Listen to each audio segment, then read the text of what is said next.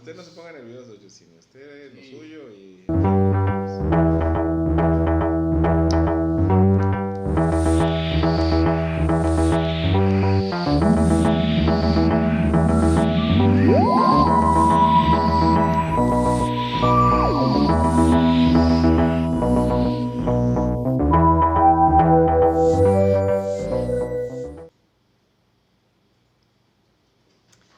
Pues nuevamente, muy buenas noches. Estamos en una emisión más de Café Amargosito.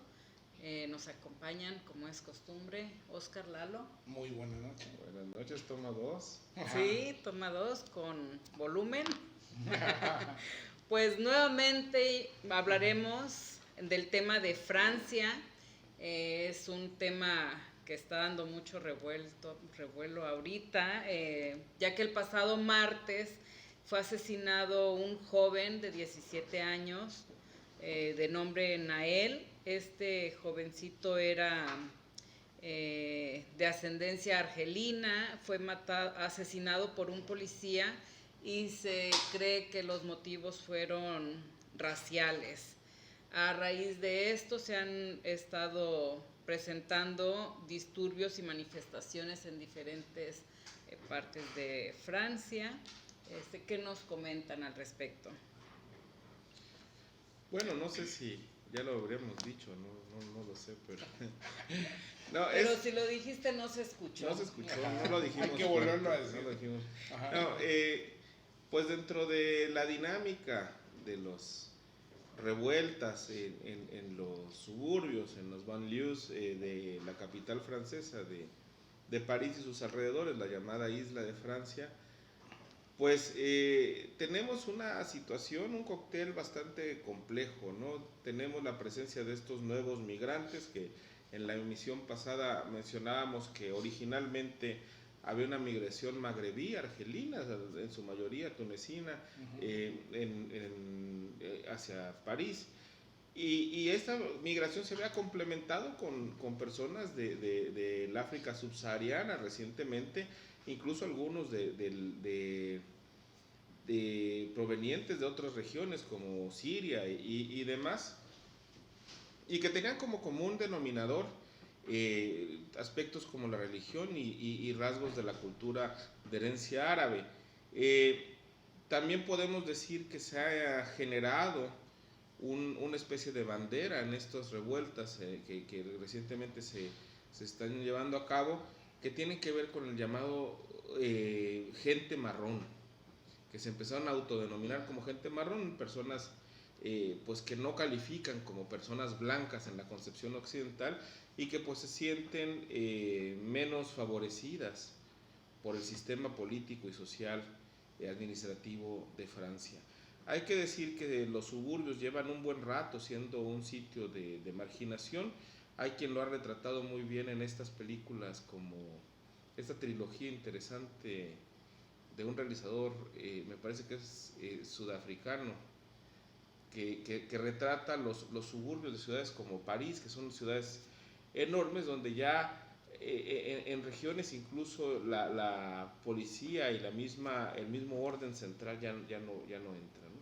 Y esto se une a una serie de condiciones que se han venido agravando, como la crisis económica provocada en el imaginario de muchas personas, como las decisiones equivocadas de Europa siguiendo los designios de Estados Unidos en la guerra de Ucrania, que han encarecido el petróleo, que han encarecido la gasolina, que han encarecido el gas que se utiliza para calefacción y que ha generado inflaciones del 10 a 15% anuales en los últimos años, que ha empobrecido precisamente esa capa de la población que depende de los ingresos mínimos, ¿no? Entonces tenemos la percepción de la segregación social, la percepción de una serie de decisiones de los gobiernos que tienen que ver con apuntalar un modelo por ahí que ya se percibe fallido, que ya se percibe caduco, impulsado por el occidente, digamos, formal, y también pues la información que ha fluido a pesar de la censura, ¿no? en la zona. Se han prohibido los medios rusos o patrocinados por países con propaganda china o rusa. Sin embargo, la información fluye en mismos medios europeos y se alcanza a ver que ha habido decisiones costosas para la población, como esta última decreto de Macron de incrementar la edad de jubilación, que pues viene a dañar las conquistas sociales de Francia, que es un país que tiene una fuerte, digamos, memoria de lo que fueron estas conquistas sociales en el pasado, ¿no? Yo creo que hay que identificar esto como un subproducto de la descolonización, ¿no? Un subproducto del proceso colonial que Francia tuvo en algunas cosas. No es una circunstancia exclusiva de Francia, sucede con otros países que tuvieron presencia colonial.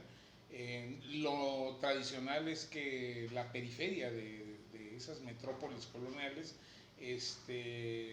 generara migración, ¿no? Por obvias razones, ¿no? En el caso del Reino Unido, la gente de Pakistán, de la India, de Sudáfrica, de las Antillas como Jamaica, en fin. En el caso de Alemania, Turquía, en fin, hay una relación directa entre el tipo de migración y la metrópoli y su pasado colonial. En el caso de Francia, Argelia principalmente, que tuvo una guerra muy cruenta de liberación, Costa de Marfil, Mali, en fin. Había un flujo, Vietnam, por ejemplo, ¿no? Había un flujo constante hacia la metrópoli, pero digamos que dentro de ese patrón de inmigración había una cuota de asimilación y una cuota de retroalimentación. Por ejemplo, no hay que olvidar que los líderes del Vietcong fueron educados en Francia, por ejemplo, ¿no? Creo que la crisis se agrava a partir de que se quitan los filtros, los tapones migratorios de África hacia Europa, particularmente la muerte, el derrocamiento del régimen de Muammar Gaddafi, que era el que actuaba como tapón para esa migración hacia Europa. Una vez desaparecido Gaddafi, la migración fluye, y fluye ya no por razones políticas, sino por razones económicas. Entonces tenemos un flujo incontrolable de migración que es resultado del proceso colonial, y luego tenemos que esas cantidades de migrantes, los que logran llegar a la metrópoli, no son asimilados a la velocidad adecuada. Es decir, no son integrados a la sociedad, sino son marginados y son colocados en guetos, ¿no? Y eso crea zonas completas dentro de la demografía, no solo en Francia, sino en otros países, en donde pues, los principios fundamentales de la civilidad de cada país no llegan, y se forman guetos en donde prima el patrón cultural de origen.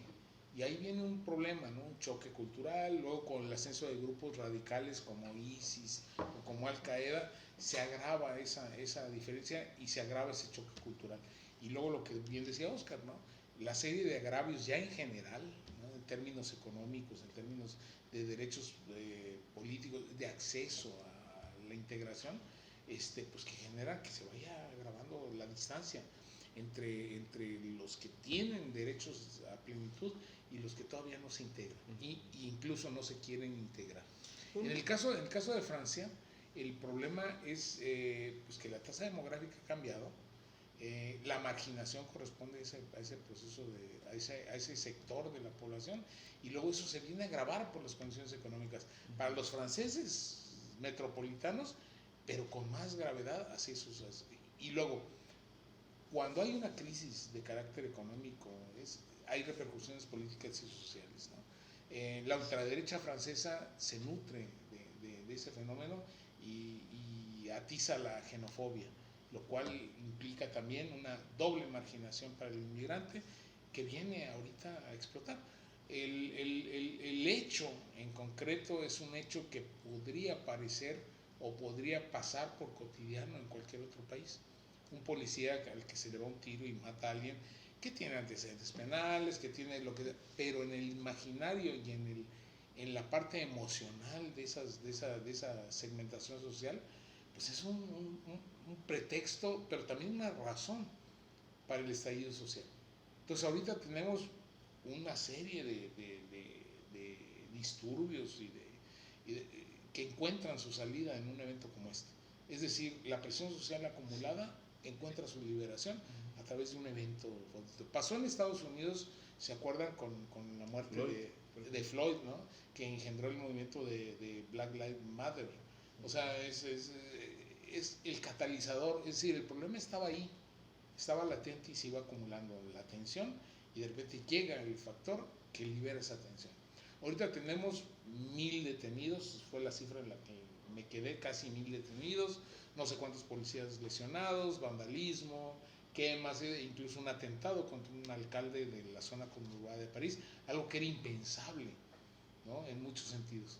Y es una crisis pues que Macron no ha mostrado la sensibilidad política, pues también por su extracción y su visión, su postura política e ideológica, que es común en Europa en estos sentidos, y que también engendra y va a engendrar conflictos políticos sociales como este. Les mencionaba el caso de Suecia, el caso de Alemania, el caso del Reino Unido incluso, ¿no? Bélgica, en donde la presión demográfica de la inmigración ya ocasiona. Ahora, ahí hay una paradoja, porque Europa necesita de la inmigración, es decir, no tiene generaciones de relevo. Los europeos han envejecido, tienen una tasa demográfica negativa en general, no tienen con qué sustituir la mano de obra y necesitan esa inmigración, pero tampoco están en la disposición de asimilarla o de integrarla. Que es un tema importante, ¿no? Sí. En teoría de sistemas, de teoría política, teoría de sistemas, que me parece interesante para este caso, existe un régimen político que tiene sus anclajes o apoyos políticos, sus factores, digamos, de poder pueden ser formales o no formales, pero además existe algo que es la regla o franquicia de pertenencia, ¿no? ¿Quiénes son los que pueden considerarse sujetos de ese régimen político, ¿no? ¿Quiénes son los que pueden ejercer el voto, ejercer los derechos civiles, ejercer, digamos, o utilizar las provisiones del Estado a su favor? Formalmente y también simbólicamente, ¿no? Formalmente, por ejemplo, en los Estados Unidos son los llamados ciudadanos americanos, ¿no? Que pueden ser por nacimiento, por migración, diferentes estatus, pero a nivel, digamos, práctico, no todos los ciudadanos formales americanos tienen esa capacidad de ejercicio de todas las ventajas de ser americano, ¿no? En el caso, por ejemplo, de la Francia revolucionaria, de la Cuarta República, pues era el ser libre, fraterno y igualitario, ¿no? Sí, cualquier persona nacida en la Francia continental y después en ultramar podía reclamar simplemente con estos atributos, ser ciudadano francés, y la ciudadanía era una franquicia suficiente. Hoy día parece que las personas que migran, sus hijos incluso que acompañan esta migración siendo muy jóvenes o incluso naciendo ya en el continente, no encuentran la manera de convertirse en un ciudadano francés en plena regla, ¿no? Hay un choque cultural.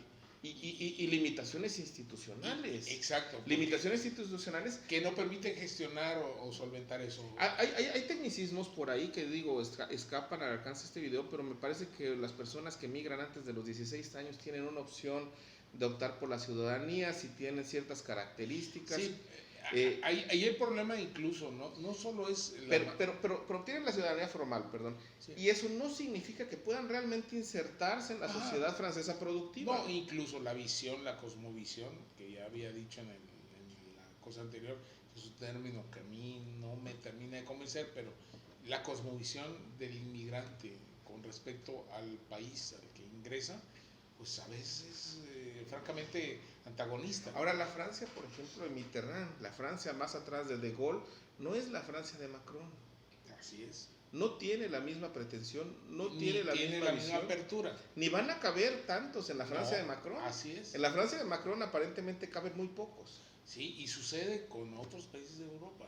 Holanda, Bélgica, Alemania, con los turcos, por ejemplo. Y entonces hablábamos hace un momento, en el otro segmento, que la disyuntiva queda en o cargarse hacia una izquierda que está desdibujada, que se ha diluido en términos de lo que mencionabas, de un inclusionismo medio extraño, que han abandonado las luchas sociales que hoy día son más vigentes que nunca, o cargarse a la derecha, una derecha fascista, reivindicadora, xenófoba, que les brinda por lo menos consuelo a algunos de los sectores de estos países, ¿no? Como ha pasado en Hungría, como ha pasado en son Polonia, los extremos, como ¿no? ha pasado en Reino Unido y Son los seguirá extremos, pasando. y ¿no? creo que vivimos en un país en donde ese es un debate constante, y más que un debate en la praxis, es una dialéctica constante que no ha sido resuelta, ¿no?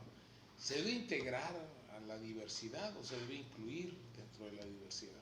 Es decir, el uso del hijab, por ejemplo, ¿no? O del velo, es una característica cultural de un grupo humano que inmigra, y aparte hay leyes que prohíben esa diferencia. ¿Cómo solventar eso? ¿Cómo resolver esa dialéctica? Es decir, se tiene que ir al purismo, que es el que pregona la derecha, es decir, el purismo, aquí todos los que llegan se quitan el velo, ¿no? O aceptar que hay una visión diferente que incluye el velo, ¿no? Es decir, ahí hay un choque cultural que no veo, no veo posibilidades de resolverse, sobre todo por la vía política. Pero desgraciadamente es una paradoja lo que sí, planteas, porque desgraciadamente la única respuesta posible es política. Así es. La única respuesta posible es política, Así es. porque estás hablando de la representación del Por grupo. supuesto. Y no hay recursos, ni hay liderazgos, ni hay propuestas políticas. Ni Ni interés, ¿no? Entonces ahí se presentan la fuerza, la fuerza irresistible contra ¿cómo se dice? La fuerza irresistible con la roca inamovible. Inamovible, ¿no? Así es. Es decir, un rumbo de colisión, que es lo que estamos viendo. Es decir, el pretexto es lo de menos. La muerte del muchacho es una tragedia personal. Ya salió la abuela a decir que no quiere la violencia, que no es lo que buscan. Pero más no allá, trata de ella. Más allá del evento per se, es la repercusión y la visión general. Es la oportunidad que tienen los marginados de manifestar su descontento, ¿no? Y demuestra también la incapacidad institucional de gestionar ese descontento, ¿no? Y se da en Francia, que tiene un valor simbólico muy grande, ¿no? En Estados Unidos no me extraña, porque Estados Unidos es una simulación en muchos aspectos, ¿no? El melting pot es un mito, ¿no? Hay guetos desde siempre, no ha habido una integración real, eso no me suena. Pero Francia, que es es muy parecido. Exacto, ¿no? Pero simbólicamente tiene un peso más grande, ¿no? Pero así es. Eso va a ser interesante ver cómo se desarrolla. Ok, platicábamos en el segmento anterior también sobre la incursión de Israel hacia Jenin. No sé qué opinión te merece. Es una situación, a mí lo que más me llama la atención es que la Liga Árabe, por primera vez en muchos años, se haya pronunciado y censurado y hablado de crímenes de guerra de Israel después de muchos años. Es decir, durante muchos años la Liga Árabe fue a partir del descenso de la caída del fin de la Guerra Fría, del fin del panarabismo, el mundo árabe se había atomizado, ¿no? Había facciones, el hecho de que hayan presentado ya con Siria incluida un frente común consensado, unánime, de censura, incluidos países que tienen relaciones diplomáticas con Israel, para mí es muy interesante. Es la enésima intervención militar de Israel en una guerra asimétrica contra población civil, ¿no? El argumento israelí es el de siempre, ¿no? El terrorismo, obvia un montón de antecedentes históricos que, bueno, exceden el tiempo que tenemos, pero creo que lo más importante es el hecho de que por primera vez en muchos años la Liga Árabe presenta un frente común, ¿no? Cisjordania, Jenin en particular, alberga el campo de refugiados más grande de palestinos, ¿no? La intervención es asimétrica completamente, como suele pasar, pero en este caso es ominoso, porque es el ejército israelí con apoyo aéreo, con artillería pesada, combatiendo contra gente con armas ligeras, ¿no? Están sitiando una mezquita que tiene un valor simbólico, ¿no? Y creo que eso también es un punto de inflexión interesante, porque puede hacer notar el nuevo orden, la nueva correlación de fuerzas en el Medio Oriente. Es decir, una Liga Árabe que se pronuncia de manera unánime, una posición de Israel más aislado, porque también un comité de la ONU habló de crímenes de guerra. Digo, si indiciaron a Putin en la Corte Internacional de la Haya, a pesar de que Rusia no firmó el tratado, no está bajo la jurisdicción. Ni los occidentales ni Ucrania, que ni Ucrania, ni Estados Unidos, y a pesar de la yo me pregunto, ¿no? ¿Le instruirán cargos a Netanyahu? No, yo creo que lo más grave del asunto es que los equilibrios han cambiado en la zona Claro. en los últimos La años. reanudación de relaciones diplomáticas entre Arabia Saudita e Irán. Irán, por dar un ejemplo. Por mediación china. Incluso Sí. la reconstitución de Siria, ¿no? Con Bashar al-Assad, Sí. su lenta reconstrucción, podemos decir, la alineación de muchos países de fe musulmana, no necesariamente árabe, en África Central y Occidental, pues todo eso nos puede orillar a un escenario bastante complejo. Recordemos que en las últimas administraciones los Estados Unidos ya no se han alineado automáticamente con Israel, ¿verdad? Desde la época de Obama ya hubo un distanciamiento interesante. Posteriormente con Trump también hubo sus distancias, y ahora con las declaraciones que se tuvieron sobre las reformas de Netanyahu en el Poder Judicial, pues nos muestran que quizás Israel ya no tiene el apoyo incondicional que gozó en alguna época de parte de los Estados Unidos, y además parece que la posición estadounidense después del retiro de posiciones como Afganistán o Irak, pues es más débil en la región, ¿no? Además de la consolidación de los BRICS, que cierran esta brecha entre Rusia, India, China, y pues dejan muy débil la presencia estadounidense en la región. Entonces, ante este cambio de equilibrios, esta incursión de Israel, pues parece temeraria, parece un poquito con bases flacas, y que pudiera generar una dinámica por ahí inversa, ¿no? Pudiera generar una reacción del mundo árabe o de los países de la región que limite incluso más las posibilidades de Israel y sus aliados, ¿no? Entonces, eso pues estará por verse, ¿no? Esta simiente de problemas que se están viendo acá. Y bueno, recordar que la mayoría de los países árabes o del mundo árabe, pues tenían el apoyo de la Unión Soviética en su momento en la Guerra Fría, y que pues retoman ciertos lazos con Rusia como heredero de ese bloque. Entonces pues podemos estar viendo por ahí un cambio sustancial en los esquemas, ¿no? Entonces estaría interesante ver qué surge a partir de esto, a la luz de lo que estamos comentando, ¿no? Pues nos quedamos hasta acá, yo creo. ¿Algún comentario final, Floren? No, pues sí. En estos temas internacionales yo vengo a aprender, ahora sí, Pues, porque no, hay poco estamos a poco para discutir. Bueno, sí. Nos quedamos atentos a sus comentarios, preguntas e ideas, y pues muchas gracias por seguir la transmisión. Muchas gracias. Buenas noches.